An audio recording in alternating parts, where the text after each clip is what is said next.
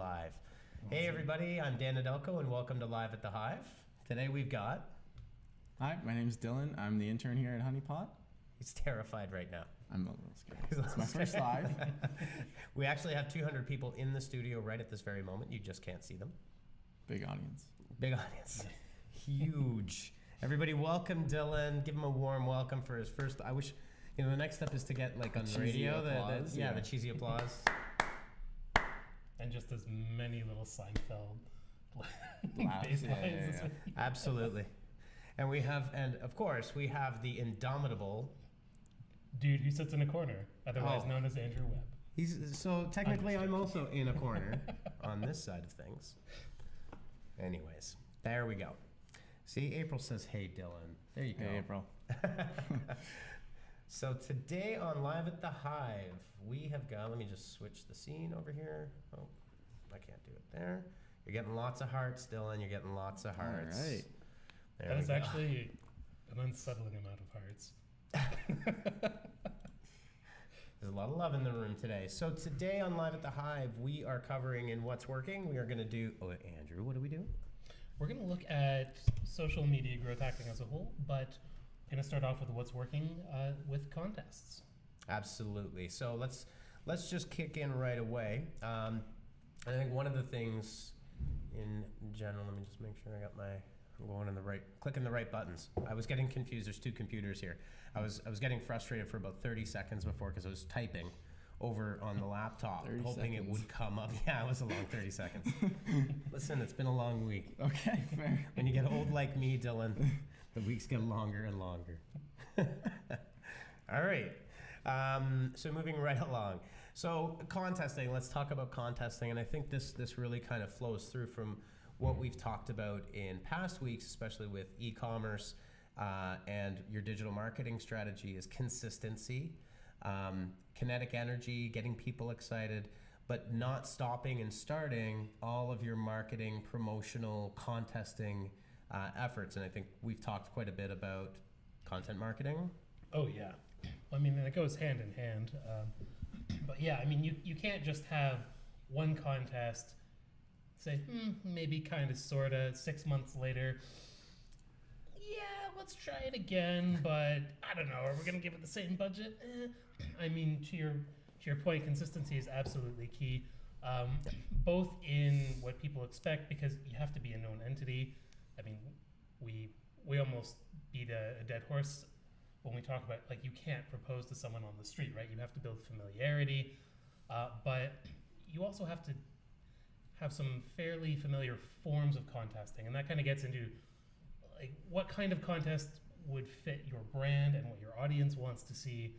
So I mean, there are a couple, and I mean, we've done a fair amount here. User-generated content is probably a big one. Mm-hmm. That could be, I mean, photo submissions, caption this contest. We've had great success with caption this before. I mean, geez, video submissions. Essays. We did get some suggestions on essay contests, and even I wouldn't go for that. You would think it would be right up your alley, though. You know, you'd think, but I've been a teaching assistant. I don't want to read that. Yeah, over the years, what we've done here at Honeypot, I mean, we have written our own custom contests in the Facebook API in the past to great success. We did that years ago with Williams Coffee Pub, if you're familiar with Williams. I think it's Williams Fresh Cafe now. Mm-hmm. But we also, so literally, I mean, over the past number of years, we've run hundreds of contests. And large contests and small contests. So consider in your contesting strategy as you're putting that together is, you know, not everything has to be a concert level promotion, right? You can have a 24-hour $30 gift certificate promo. Oh yeah. Yeah, right? Can be really simple, can be really easy. And I think the most important thing, to Andrew's point, is don't sit there and hum and haw and do one every 4 months. Get your audience excited. And that it doesn't matter if you're B2B. It doesn't matter. You don't have to be e-commerce in order to do it. You could be a B2B vendor and supplier and inject some energy and fun into the conversations you're having with your existing leads. Yeah, right? Even content companies or dedicated content websites, blogs, even they can run stuff.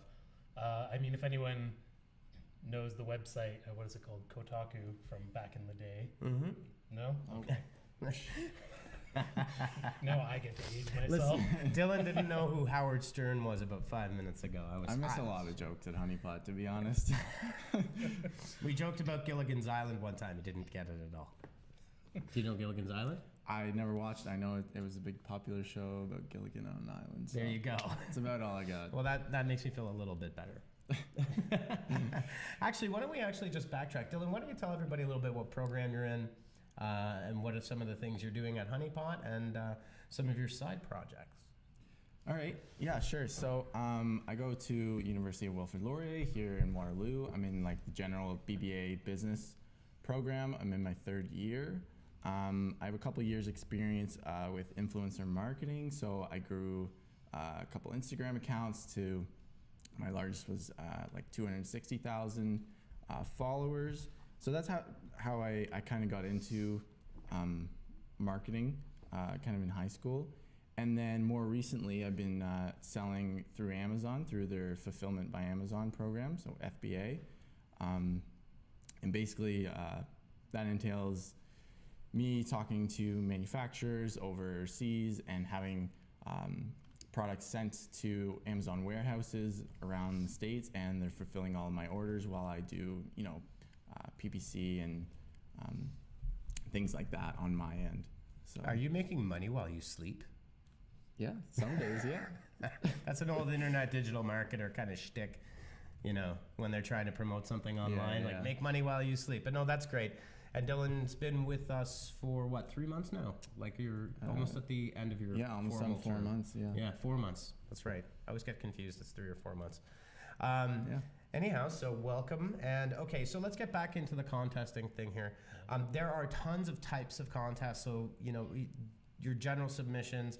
The other thing I think that's important to talk about, and I'll bring up Gleam, which is one of our favorite platforms for social contesting, and there's a couple of key features in there that actually make it really great, is understanding the notion of, and we've talked about this before too, of perceived value versus economic or dollar value.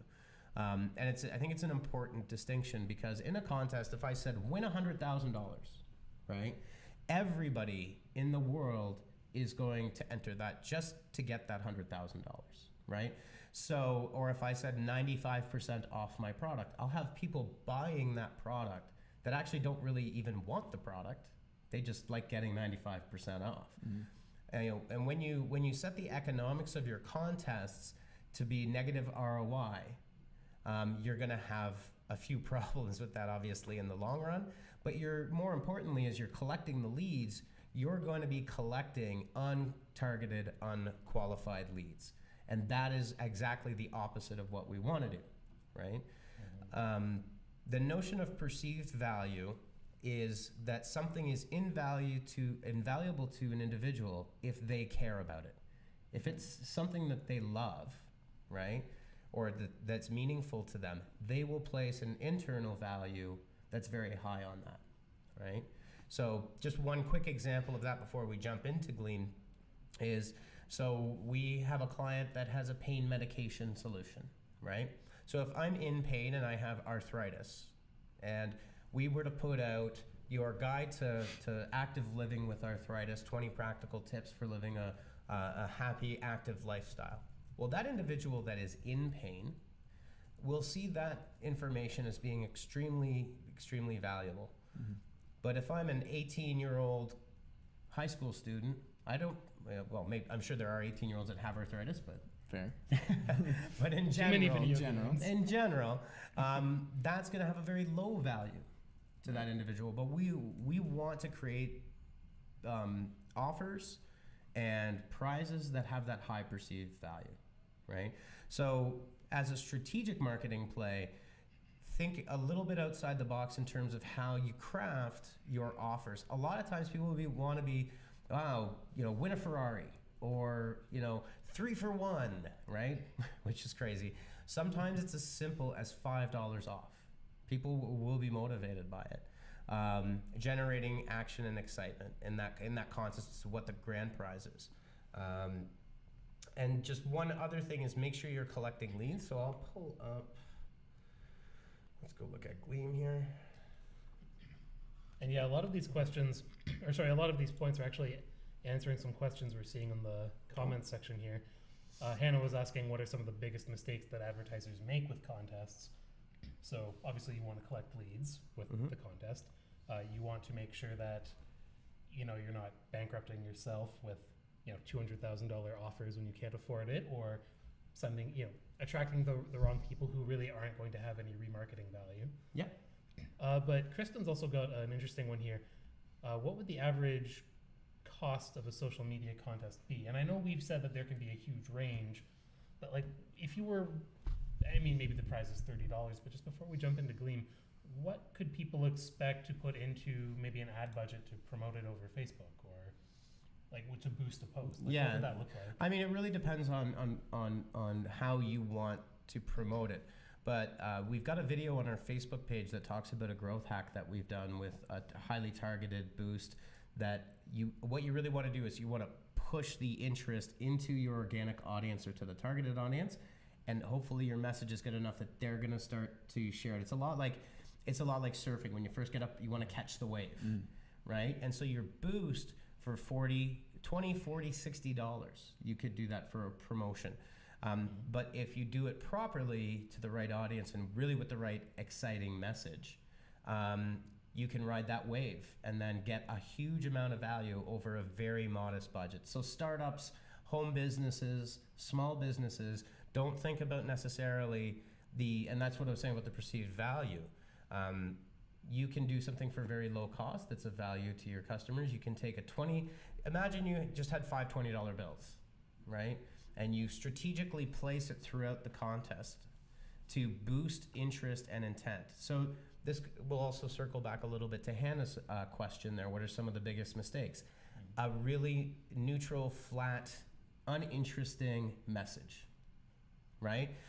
You see contests that are effective, right? Like you got to be a little rah. Generate the excitement, generate the kinetic energy. Even if you're the only one screaming in the room, how exciting this is, eventually people will, you're the first one on the dance floor. Start dancing like crazy. Other people will join you. If you're standing on the dance floor looking terrified, probably not going to incite a lot of people to do it.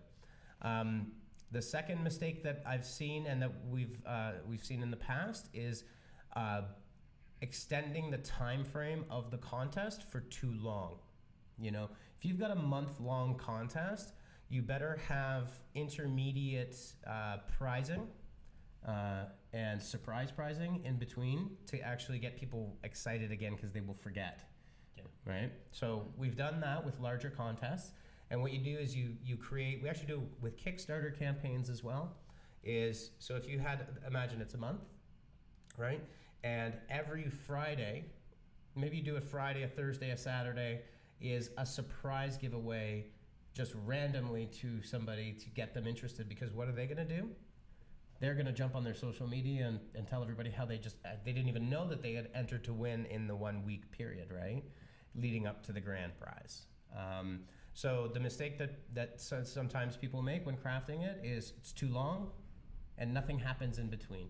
Because you get this, at the beginning you launch, there's a whole bunch of excitement, you get the kind of hockey stick, and then it drops.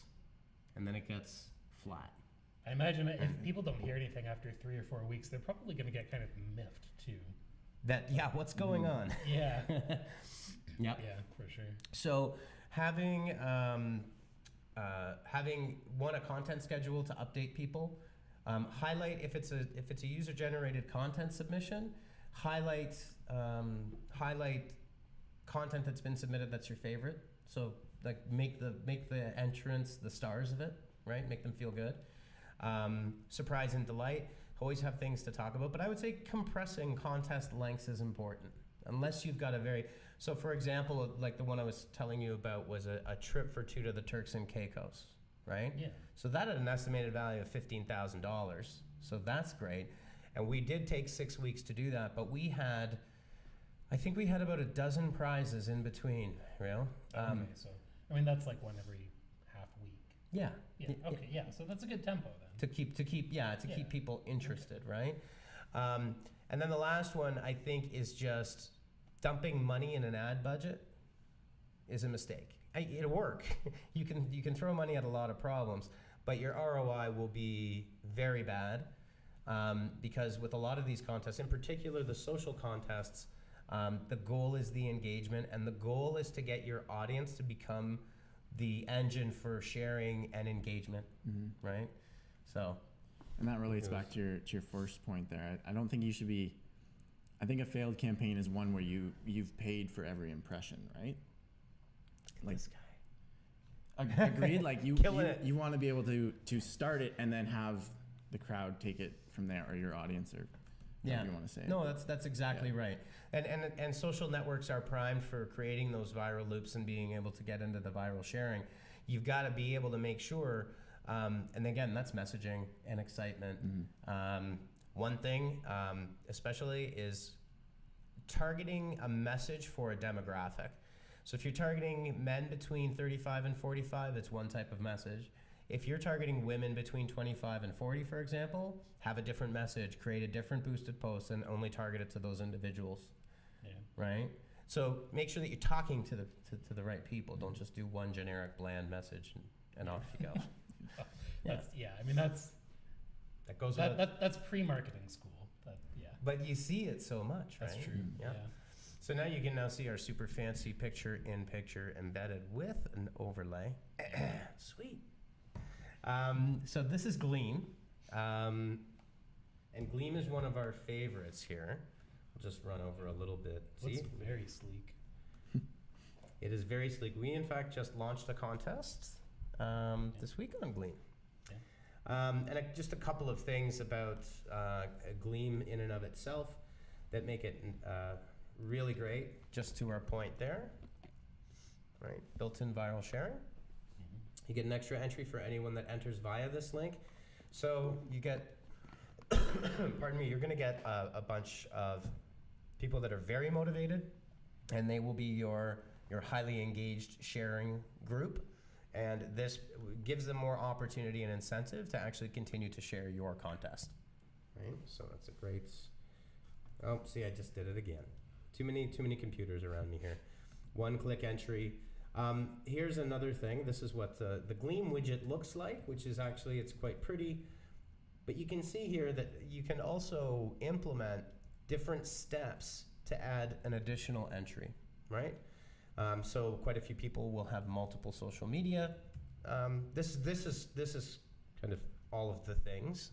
So there's different ways to enter, which gives people flexibility. And then there's also the ability to add. So get an extra, share it on Twitter, get an extra entry, right? Embed it anywhere, and you can see here. The other nice thing is if you've got a very active Pinterest account, you can create a Pinterest contest specifically. So, and this is, I think, really important in terms of go where your audience is. Don't try to pull them away from where they are. Mm-hmm. Absolutely. Yeah. And then one of the, I'm just going to skip here. This one is probably one of the most important. I mean, is the integration side of things. And why, Andrew, would that be important? Well, you have to, I mean, geez, where do you start? You have to be able to keep track of everything. I mean, who entered, how many, I mean, I know Gleam has a system where you can actually get more entries based on, I mean, how many people do you share it with? How many referrals do you get? I mean, you know, do you do it on more than one platform? I mean, you need a system that can keep track of all of that stuff. And, you know, at the end of the day, still at scale, take your submissions and put them into a leads list. That's the key right there. All of those integrations, absolutely. And I tossed that hand grenade over for fun. But it was the correct answers. Is really the goal of your contest is to generate leads, because when you generate those leads, you can remarket to them for free. Yeah, you own that list. Yeah. Yeah. Yeah. You have to keep paying on social media. That's right. And again, this is a typical thing that we see are, you know, companies and organizations will come to us frustrated with the state of their advertising spend, with the state of their performance, because they, one, are not collecting leads, right? So that means that all that money that you spent for that impression and that click is, you might as well burn it, right? That's a huge mistake. It's more common, shockingly common than you might realize, in fact.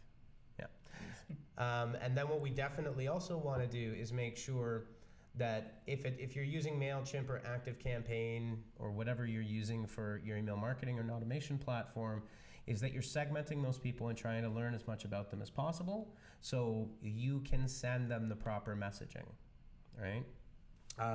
So that's just a little view of Gleam.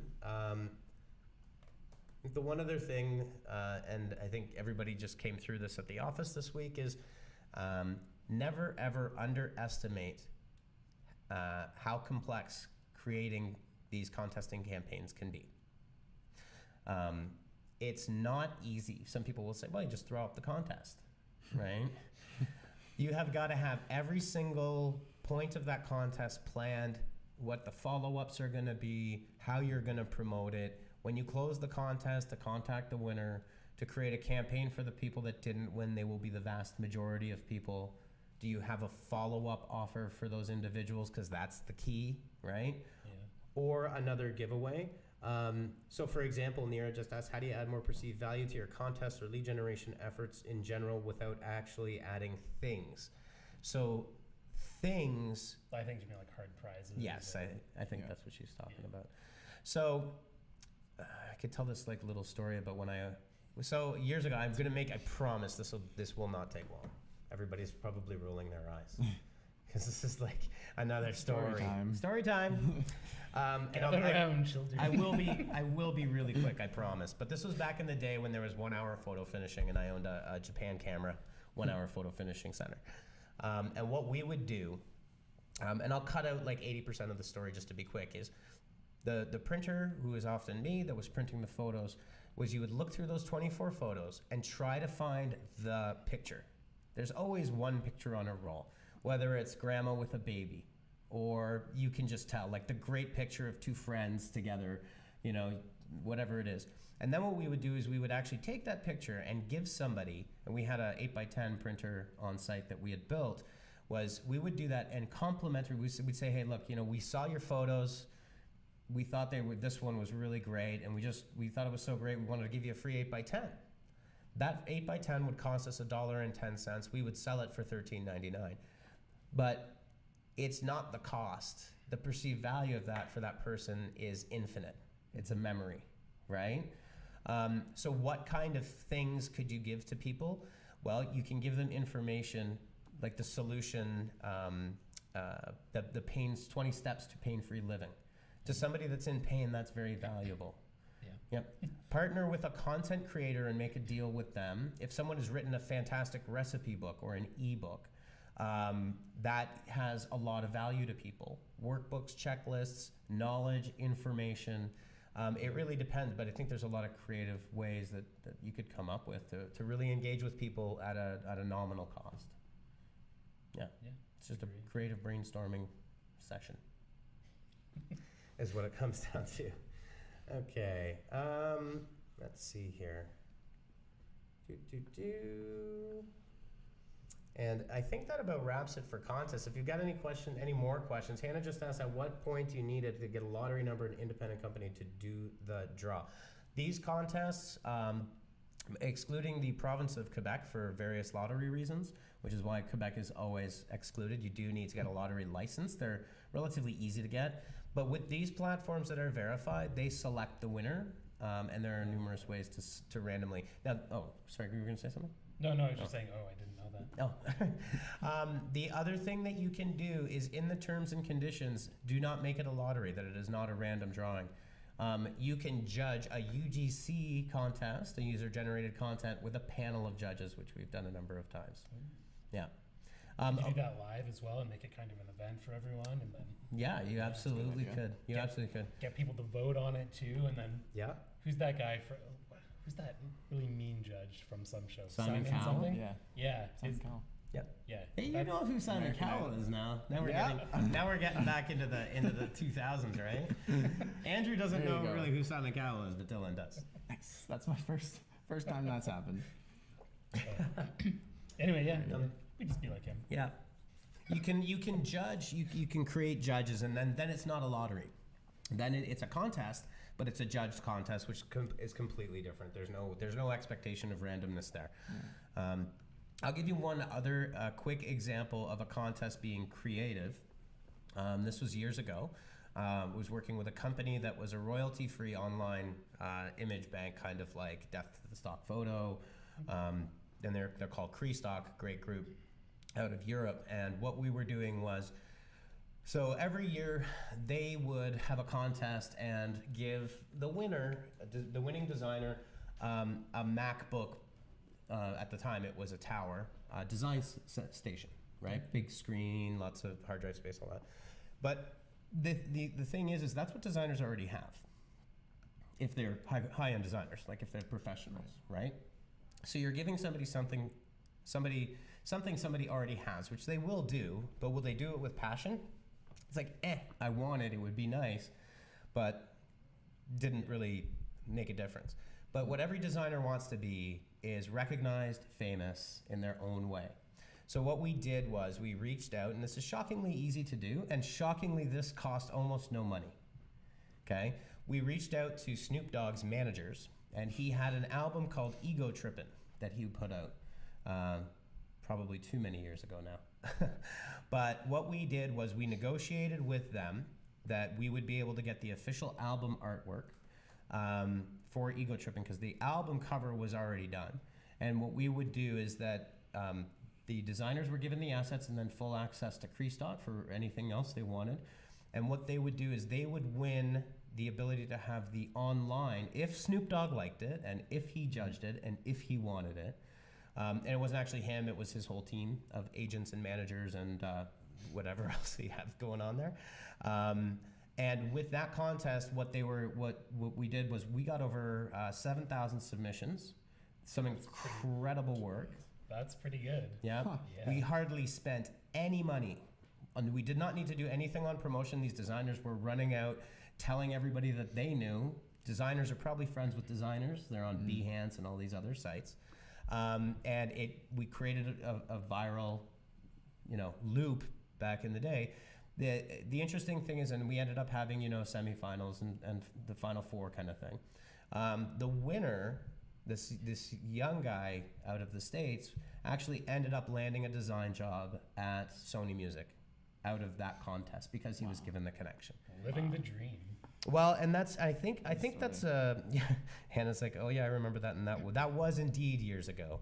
But that was a fun contest because again, you tap into people's. It was slightly different, but you're tapping into someone's dreams, and that's a powerful motivator, right? Sure, yeah.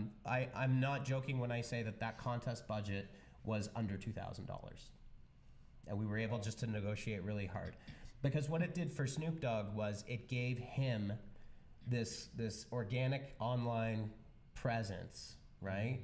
That differentiated himself from the crowd. And his album artwork for Ego Tripping, it was a few months. We completed the contest on the launch of the actual album. So it gave him a 3-month runway to have all this really cool creative, and we prejudged it and screened it. And then it found its way all online, and it was creating this buzz before his album went out. So that was how it was pitched to Snoop Dogg and his people about. So everyone's winning. Everybody's winning. And if you can, well, that's Except the out of the deal. That's the out of the. Was that what the worst Donald? That's not Donald Trump. That's terrible. Anyways, moving. I have a quick question. How Sure. does one approach Snoop Dogg and his team? Like, how did you start that? I don't You know. just It's 420, man. How would you approach it? is it actually? Good call. It's It is. 4:31. Well, no, It's 4:20. April no, 20th. I know it's 4:20, Come but on. it's supposed to be 4:20 when it all goes Well, I mean, I wasn't going to try to shoehorn it in 10 minutes earlier. down. IMDb. Yeah, and you can go to the IMDb and there's other databases and you can just find their management. It's actually shockingly easy to get. So you just sent an email. And Yeah, and I had a connection. I ended up had a connection which was random through a friend of mine's cousin who was associated with his management company. It was just a random Okay. thing.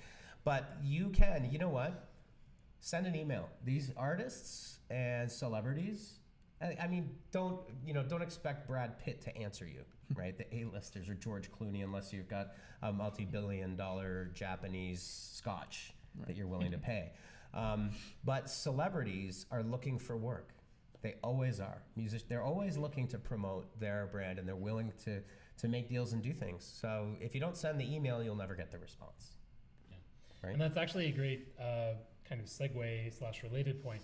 April just asked, since Facebook has started clamping down on partnerships and sharing, how can you still go viral effectively or get just more of a boost? And I mean, you can kind of like, can you not turn those celebrities into kind of regular contributors to contests, or build kind of a network where they can, I mean, if there's a win-win going on with like artwork or something, could you not do the same thing promoting like a movie? I mean, game. I think one thing needs to be clarified in the Facebook clamping down on sharing thing. It was specifically on one-to-one sharing relationships in a pretty specific context. Yeah.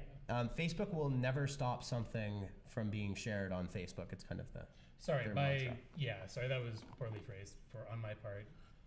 Between big brands systematically sharing one-for-one on a daily or weekly basis. Yes. Yeah, that's the thing they don't want. But there's absolutely nothing wrong, and this actually segues very nicely into our next point.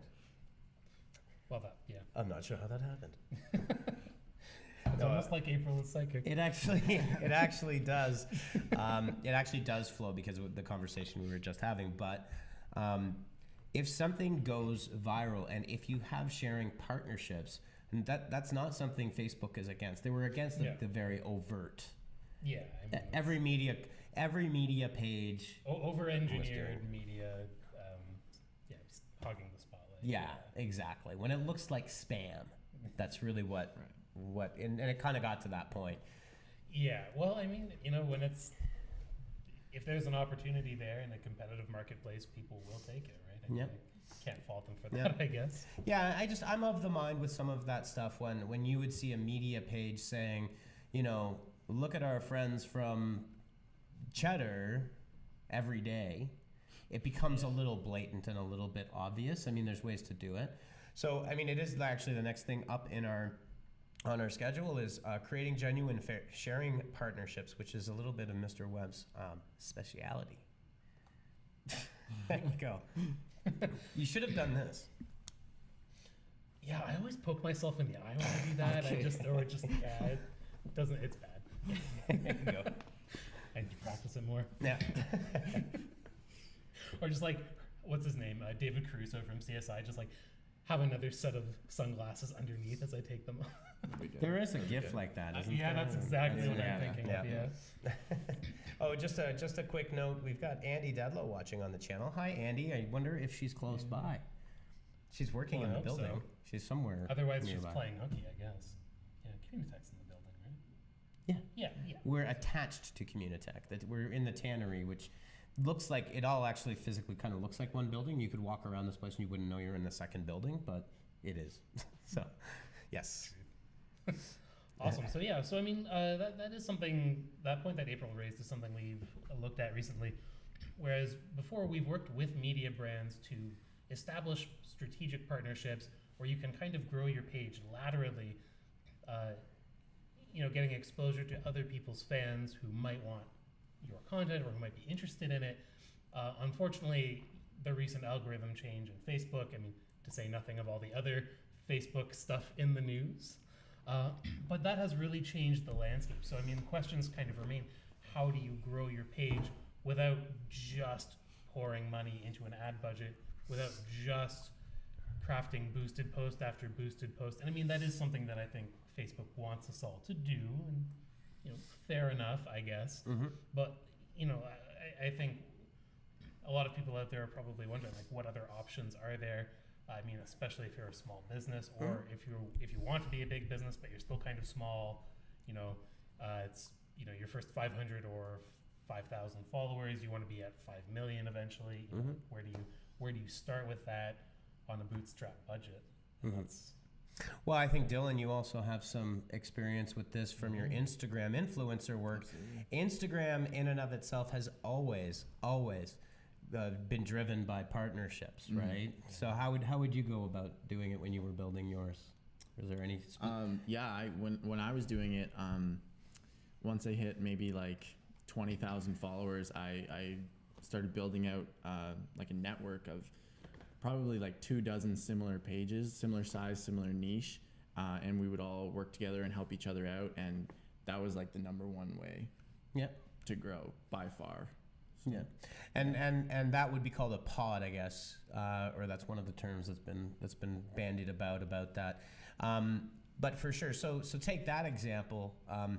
And our old friend Gary Vaynerchuk talks about this all the time, is like use direct messaging, develop a relationship, reach out to a page owner. And this is kind of the same thing about like, wow, how did you get to Snoop Dogg? Well, I just sent an email. It's like, just ask, right? And you can find the right people too. Even if they take all press inquiries through an agent, you can find the agency, you can find the agent. You know, we have mystical dark powers that we can use to find this information. Maybe.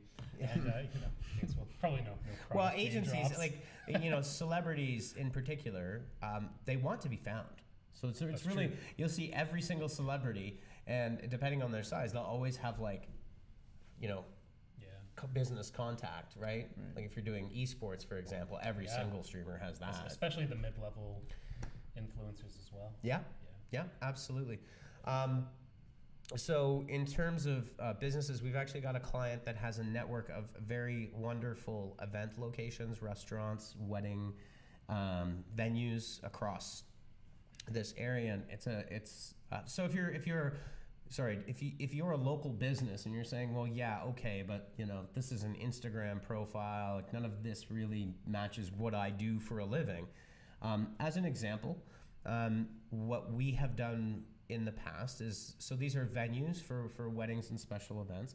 They have preferred vendor lists of photographers and videographers and caterers and all sorts of things. Is actually striking up and promoting them, they'll promote you. Yeah. Right? Feature their work. And then they will start to organically share your stuff, and their audience are your potential customers in that case. Yeah. Yeah, and I mean, by nature, by definition, it works the other way around. It's a two-way street. So you could say, well, yeah, they're in the event space, but I'm just a caterer. What do I do? Well, you promote their event space. Everyone else who works with you, they're promoting you in return. You get more exposure. Maybe you find more clients. You can start marketing at them directly. Start sharing their stuff. So it's a very organic process. Yes. And actually, you should be talking about this more. Why am I talking here? No, I agree. I think regardless of your business, you are on some level associating with other businesses. So why not create this little network of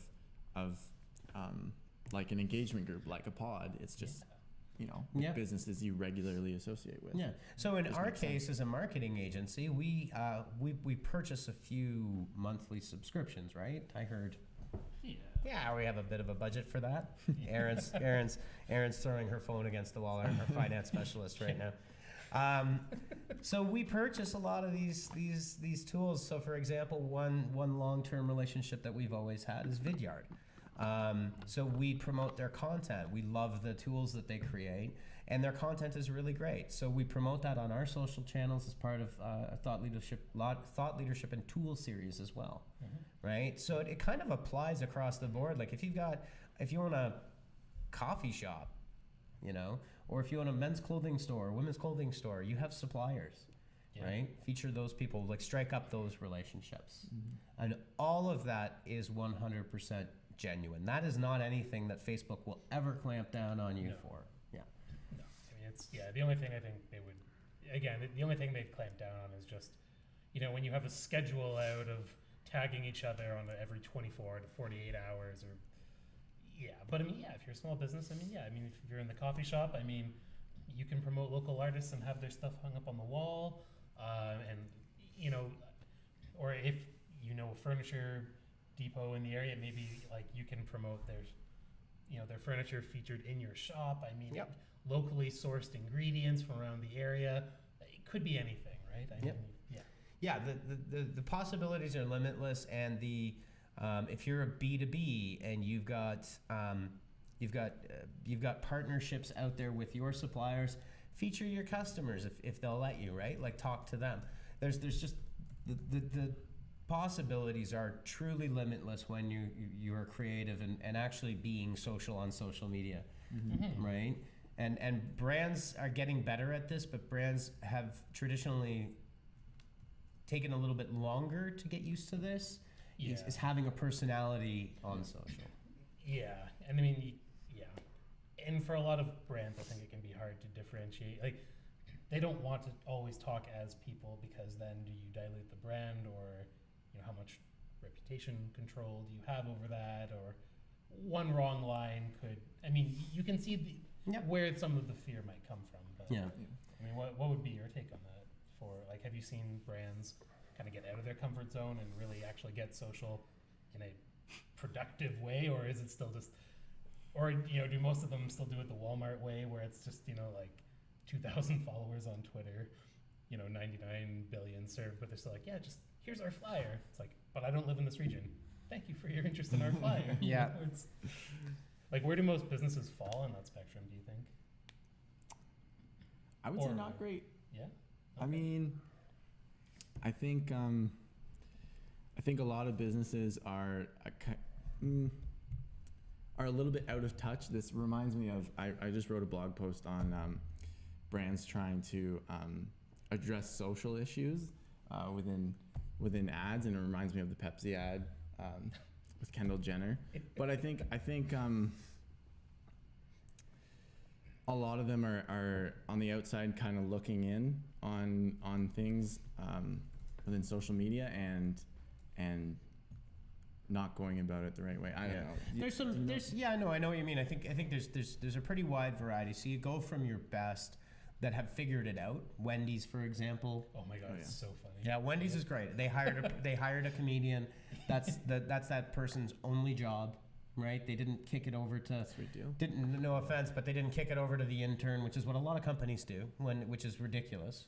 Because again, social media is simply the current state of the entire internet. It's not a small thing anymore. Yeah. Right? No, and that's a quote we live by at Honeypot. Yeah.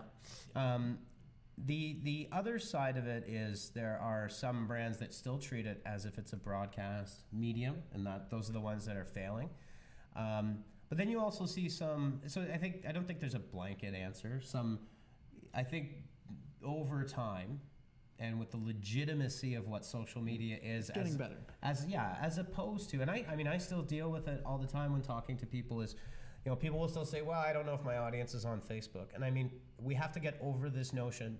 Almost everybody, at least statistically, is on Facebook. That is statistically relevant, especially in North America, is on Facebook. CEOs, C-suite executives, the rich, the powerful.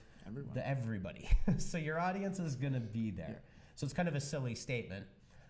Likewise, another one that I often hear is, well, Snap is for the kids.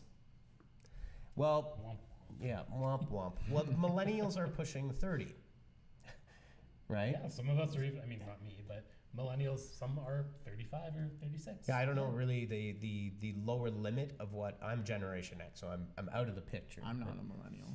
You're just Generation Z. You're Gen Z. Oh wow, you know what? You're actually closer in age to my nephews. Oh jeez. Yeah. All right. Oh man, Andrew. Sorry. You know what? I can actually cane in the other office. No, I actually can envision Andrew in his 70s sitting by the fireside reading his grandkids, I'll read Charles Dickens at Christmas. I can see it now. I can see it. Probably more like Wheel of Time or Okay. There you go. The Chronicles of epic. Narnia. Anyways, where were we? No, I totally off track now.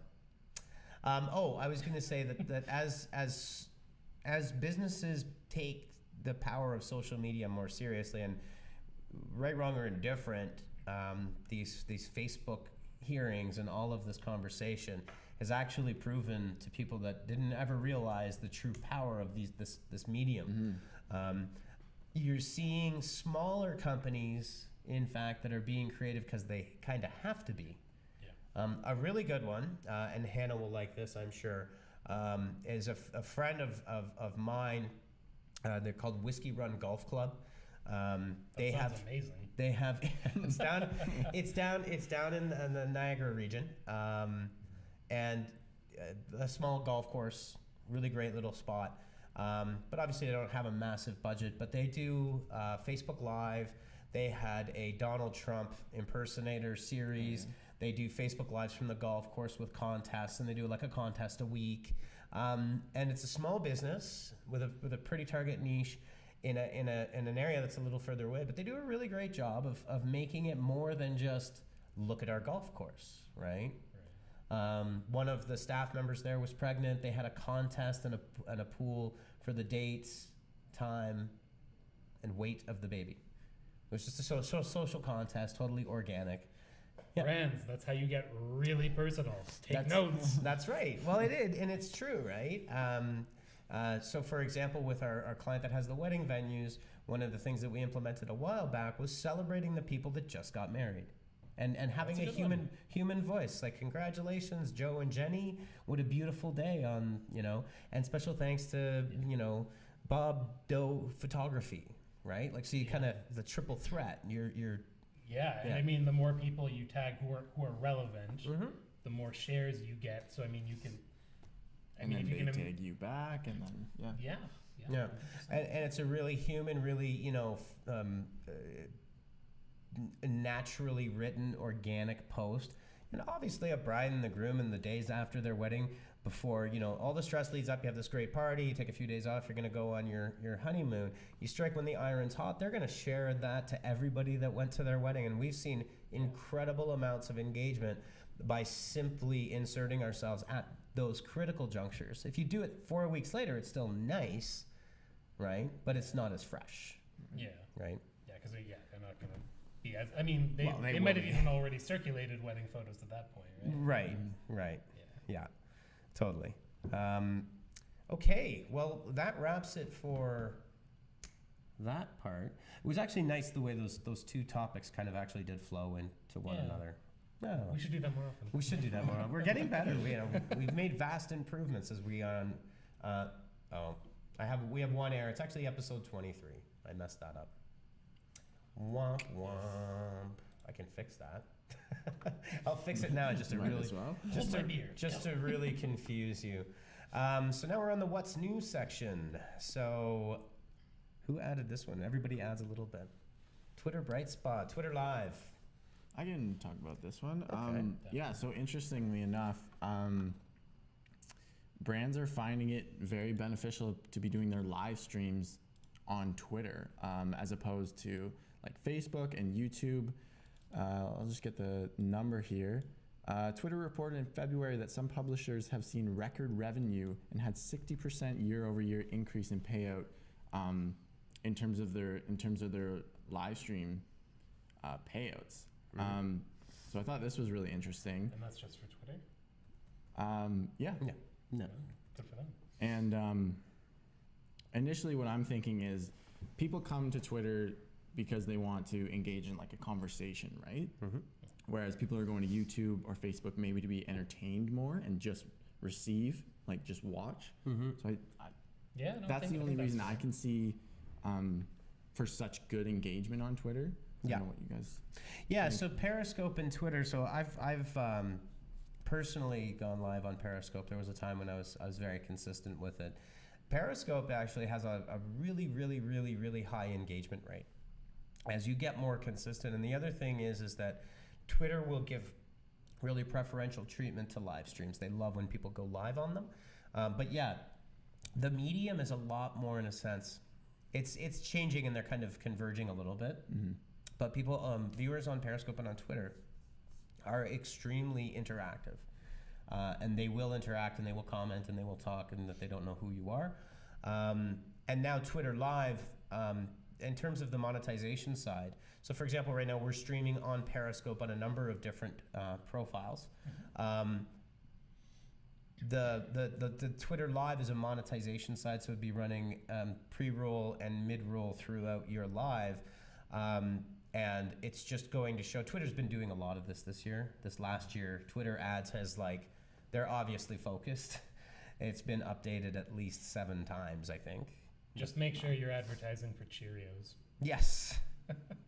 Yes. Anyways, that's an inside joke, I think. So yeah, Twitter and Periscope's older than Facebook Live by a long shot. It's been around for a lot longer. That's true. Yeah. So I think I definitely agree with what Dylan's saying there, is that it's a very interactive platform. Facebook is a little more passive. You will definitely get, like we have, a lot more lurkers and a lot more people that come in after the fact. Periscope, what I've noticed with Periscope is you get fewer after the fact, but you will get easily more during, if that kind of makes sense. I can see that. So, yeah, but it's really cool. And as you can see on the screen here, so there's dozens of series. Someday Live at the Hive will be on there, but you've got BuzzFeed's AM to DM. Cheddar's, I believe, got a channel on there, and I've actually seen I watched. Hey, good for them. I think so. Yeah. I'm pretty sure. I know, and I've watched TikTok, which is Bloomberg's. TikTok I've seen coming up in my Twitter feed like crazy. They've been featuring it a lot in Moments, which, as we know, it doesn't hurt when Twitter features anything you do in a moment. We have seen a lot of success with that. What was it? Would be the red crabs video, I believe. I think it was the coconut crab, the giant coconut crab. coconut one. There's a giant croak. Right. Yeah, because the dog was about like, that "Hey, video. what's this?" And it Yeah. was just like, I mean, it was a very unfortunate caption. This contest in the making. It was just Yeah, totally. Sorry, the claws were like that long. Okay, let's see. So next up on what's new. No, we had a couple here. Let's go into, and I love this one, augmented reality. So Pokemon Go fans unite. that's right. But does anyone want to give the audience the differentiation between VR and AR? Sure. Yeah, go for it. Go for it. All right, so from my understanding, I'm not too big into this stuff, but VR essentially is where you put yourself in, like, you completely immerse yourself in this virtual experience, while augmented reality is more, you're placing certain virtual elements into your real world environment. Would you say that's a fair explanation? That's exactly what it is. That's exactly. So augmented would use the camera. Obviously, if you're using an Oculus, AR would just allow you to see out. And there's a ton of really, so the thing that most people are used to, and it's actually referenced here, would be Pokemon Go. And one of my favorite stats is the only thing on the internet that has exceeded the traffic of porn in the last 20 years has been Pokemon Go for straight up throughput on the internet. And by a long shot. Look it up, Google it, it is incredible. Yep, it's the only thing. That's like, Google hasn't exceeded that total traffic either. So, I mean, take that for what it's worth, but Pokemon Go has been an incredibly popular game. Really earth-shattering for Nintendo. Yeah. Like really, when Nintendo kind of needed it the most prior to the Switch release and everything else. But I think it lifted somewhere around 22% the valuation of the entire, and they're a multinational corporation based on that one game. Wow. Yeah, so it's a movement. But that's an entertainment aspect, but I can think of like literally dozens of AR applications. So for example, if I was IKEA and I'm looking at the catalog and I'm trying to sit there envisioning how this cabinet is going to look in my living room, well, there isn't a whole lot stopping me from holding up my camera with an IKEA just VR AR app. Rotating it on the screen or something. You could rotate it on the screen, so you would select your product, you would and be able to rotate it, hold it up, and then see and then take a photo of it, send it to your spouse or your interior designer, and say, "What do you think of this?" Yeah. So home furnishings, right? Any of that kind of stuff. Renovation and improvement. You could actually see, if you were going to just redo the kitchen counter, what it might look like in reality, as opposed to just a 3D rendering. Styles, fashion. So I could take a shirt and I could do a selfie, hold it back, or have someone take my photo and put the shirt on. Oops. So I'd be able to see Yeah. I can't stop. I mean, there's just too many. There's literally too many examples to figure out what AR would be useful for from a sales and marketing perspective. But I think it's got probably, in fact, a lot more potential than VR, straight up VR for that application. Yeah, I mean, and already we're seeing a fair amount of the 360-degree Facebook photos where you can look around just by moving your phone. I mean, it would be a very, very small step just to put some sort of AR application in that as well. I mean, you could, even if it's just like a little Snap-esque kind of prop, whatever it is. But I mean, it's like you can see the foundations are already kind of there, like they're being laid. Yeah, absolutely, absolutely. And I think the thing to keep in mind is this is very much innovative. So if you were to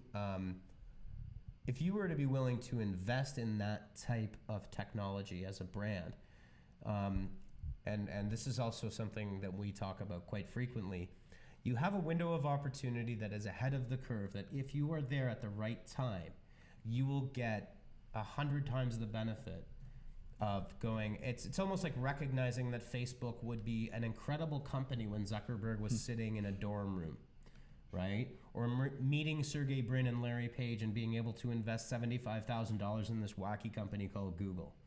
And getting in like there, now you would be a billionaire, right? Likewise, and I do believe that IKEA does. IKEA is probably one of the more innovative companies, especially recently. I believe they have had I've seen some rumblings about their potential AR applications that they're working on. You know what would be kind of a fun application, just for the heck of it, would be some sort of some sort of Lego AR app, just for kids, just to see what they could build in like their backyard or something through a screen. Or it's called Minecraft. I don't know if you guys saw this one, but the Microsoft HoloLens, that was like their goal, right? So okay. You put this lens on and you can interact with your environment. So you would like, throw like a Minecraft like bomb or dynamite or whatever, and the wall in front of you would explode into like Minecraft blocks, opening up this whole world beyond your wall. Yeah. Look up Microsoft HoloLens. Yeah, it's a pretty cool it was project. at E3 last year? I think a couple years ago now. Maybe a couple years ago. So when Microsoft bought Minecraft from, the guy's name is Notch. He's an interesting character. Is that guy with the fedora? Yeah, I think he does. He's a billionaire now. But they bought the studio. The studio had, I believe, 9 employees total.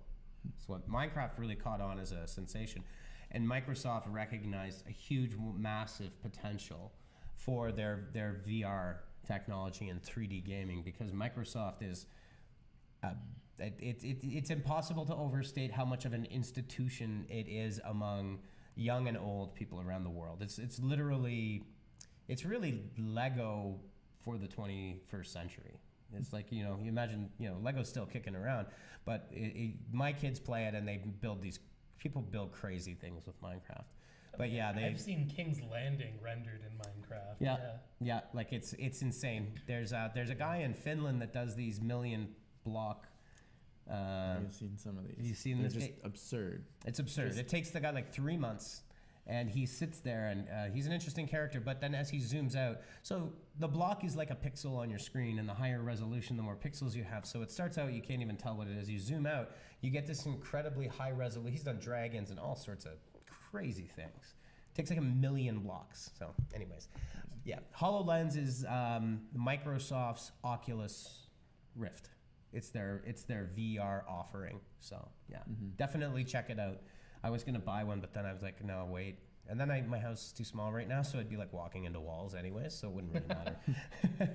I think a notable one with the whole AR discussion is Snapchat. I don't think a lot of people think about what they're actually doing when they have like the filters, but that itself is AR, right? And you have brands capitalizing on that with, filters, different sponsored filters, but that itself is AR technically. That's right. We had created a series of custom filters for Cineplex during some of their esports function. They were very popular. They're really popular. Again, really brand building, but yeah, that's a good point, Dylan. That's a great application of augmented reality. So really powerful stuff, really definitely something to keep an eye on if you're in business and marketing. In particular, and now that transitions us to our next actual topic here, which is Snap, don't underestimate the power of Snap and Instagram. And although we've got another article on the last thing that Instagram has now copied from Snap, which they like to do. Long list. It's a long list. It's I don't know, Evan and Mark, no bueno. Not buddies. They're not cool with each other. But if you're a small business, before we get into this one, don't dismiss Snap and Insta. They're really powerful, and you can do local targeting to specific audiences, and you're going to hit different demographics. And if you do it the right way, you can get some really great pickup and awareness on those channels. Yeah. So this one's one of my favorites. It has been a couple of times, but Snapchat looking to offer the new e-commerce options for Discover publishers. What's our favorite parts? I know what my favorite thing about it is. Oh no, Take this is this one? all you. Oh. Done. This is all me. No, okay, I can talk about it. Sure, yeah, you start off. Yeah, so really, once again, I think this is part of the e-commerce conversation about going to social selling is going to just increase. It's not going to go anywhere. It's powerful if someone can purchase your product directly on that social network without having to go to your store or Amazon or wherever. You're going to get a reduced conversion rate because they're leaving their experience for the current experience. So if I'm on Snap and I'm talking to my friends and I see a product that I really like, I have to stop talking to my friends, doing what I was doing, and have a very high level of intent to go to your e-commerce store and complete that transaction, right? So there's a huge fall off because people will say, oh, I'll do that later, and they never do, right? Or they get in the middle of something and they don't want to leave that experience. With Snap, the Snap store right now, I think it's just, there's very select items in their Snapchat gear, but it's clearly a test. Yep. That you'll be able to insert, brands will be able to put their brands in Snap Store and sell with a swipe, right? The thing I love about it is instant gratification. If you've got that right thing and it's just a swipe, it's like Amazon one click. Yeah. I've got a story from years ago on the iTunes store when I had been imbibing a little too generously one evening. I bought with one click the entire Beatles collection. Yeah, it was a paltry $399 US. What year was that? Just stop it. No, like It's whenever it came out. inflation is what I was going for. I was back in 1934, my heyday. No, I was living in Vancouver, so it has to be at least 10 years ago. And I bought the collection, and and the stupid thing was my hard drive crashed, and then at that time I never got it reimbursed because there's a certain time period that iTunes would not let you That's re-download. awful. That's painful. I wasn't happy. And then I went back to iTunes because you just get angry at things like iTunes, and then you're like, okay, I'll back, right? Like I quit social media kind of thing. No, but the point being is that the convenience of it is extremely powerful, and for brands that have a presence on Snap, they're going to have a huge opportunity for sales here. So. Yeah, do you think that they'll bring more analytics to Snapchat with that? Because I know for a while, my understanding is that they've changed this, but that it used to be considered dark social. So do you think that they will make that available more in depth?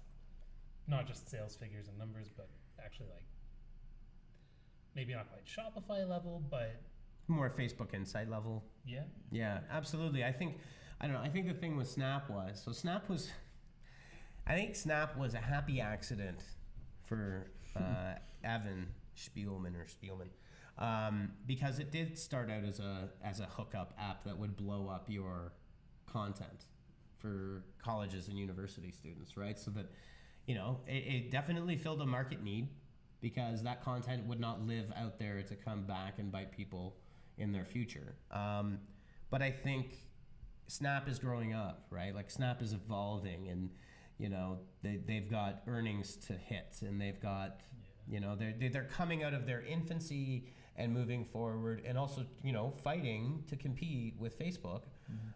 So yeah, I think it without a doubt, to get the big brands and the big advertisers over time, you really don't have a choice, right? So Yeah, because who's going to want to advertise with them if they can't see every little every stat behind their ads? Yeah, It wouldn't. yeah, exactly. Cool. You know what? But I gotta get. You know what? I need special effects. I have. You know what? We need that sound effect when in Super Mario you die. Yes. We need that. We need the timer Price is Right. Yeah, that's bump. I actually have them on my laptop. I have a bunch. I have Next the week. famous. Yes, next week. I have. The famous Scream, movie Scream. Oh yeah. There's one movie Scream that was done in the 30s, and it has been used in literally almost every action movie for like 80 years. You know what? I think I know which one. Do you know which one I'm talking about? It was in Star Wars. It was in it's been in Indiana Jones. It's in like. Is it the one that just kind of peaks right away and then has kind of a grainier drop off? When we're playing it, We're on a folks. quest. yes, in Return of the Jedi, when one of the guards falls into the Sarlacc, the giant monster, Oh, yeah. that's the Scream. Oops. Maybe it's a different one then. No, it's you'll know it. This is totally off topic, by the way. Live at the Hive after party. This is how I have at the Hive after party. The Wilhelm Scream. Compilation.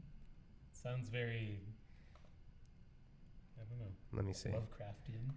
It's like I'm pretty sure it's from the 30s, if not further on down. Let's just see here. Oh, it's at 100% volume, folks. No, this isn't very loud. Oh, Okay. I might have. Oh no, it's because I can't actually do it. So you caught me on the spot here. It's called the Wilhelm Scream, and just do it on your phone or whatever, and you will recognize it. Famously, we need that one. Anyways, next week coming up, sound effects in the graphics queue. Pow. Stay tuned. All right, everybody. Well, thanks for joining us, and thanks for the Twitter sphere. We had. Let me just see here. Let me just go and double check again. So we've peaked out at 1,126 total viewers for our second Live at the Hive on our Periscope channel. So Very nice. to validate that part of the conversation that we were just talking about. Perfect. Yeah.